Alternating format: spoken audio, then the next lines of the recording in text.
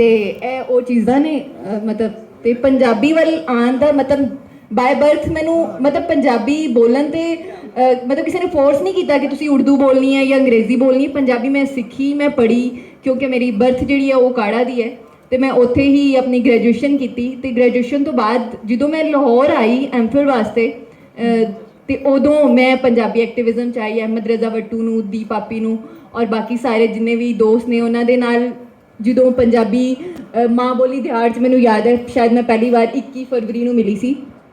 ਤਾਂ ਉਦੋਂ ਮੈਂ ਮੇਰੇ ਦਿਲ ਵਿੱਚ ਆਇਆ ਕਿ ਇਹ ਤਾਂ ਉਹ ਲੋਕ ਨੇ ਜਿਨ੍ਹਾਂ ਨੂੰ ਲੱਗਦਾ ਹੈ ਕਿ ਪੰਜਾਬੀ ਮਤਲਬ ਐਵੇਂ ਹੀ ਹੈ। ਅਸੀਂ ਤਾਂ ਪੰਜਾਬੀ ਨੂੰ ਬੜਾ ਵੱਡਾ ਜ਼ੁਬਾਨ ਸਮਝ ਰਹੇ ਸਾਂ ਤੇ ਅਸੀਂ ਤੇ ਪਿੰਡਾਂ ਵਾਲੇ ਲੋਕ ਇਹ ਸਮਝਦੇ ਆ ਕਿ ਮਤਲਬ ਪੰਜਾਬੀ ਨਹੀਂ ਹੈ ਤੇ ਕੁਝ ਨਹੀਂ ਹੈ। ਸ਼ਾਇਦ ਸ਼ਹਿਰਾਂ ਵਾਲੇ ਲੋਕ ਇਹ ਸਮਝਦੇ ਹੋਣਗੇ ਕਿ ਅੰਗਰੇਜ਼ੀ ਨਹੀਂ ਆਉਂਦੀ ਤੇ ਤੁਸੀਂ ਪੜ੍ਹੇ ਲਿਖੇ ਨਹੀਂ ਹੋ।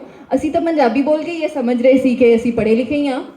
ਤੇ ਮੈਂ ਜਿਹੜਾ ਫਿਰ ਐਕਟਿਵਿਜ਼ਮ ਦੇ ਨਾਲ ਜੁੜੀ, ਪੰਜਾਬੀ ਪ੍ਰਚਾਰ ਦੇ ਨਾਲ ਜੁੜੀ। ਪੰਜਾਬੀ ਪ੍ਰਚਾਰ ਦੇ ਬਹੁਤ ਸਾਰੇ ਮੀਟਿੰਗਸ, ਬਹੁਤ ਸਾਰੇ ਇਵੈਂਟਸ ਅਸੀਂ ਇਕੱਠੇ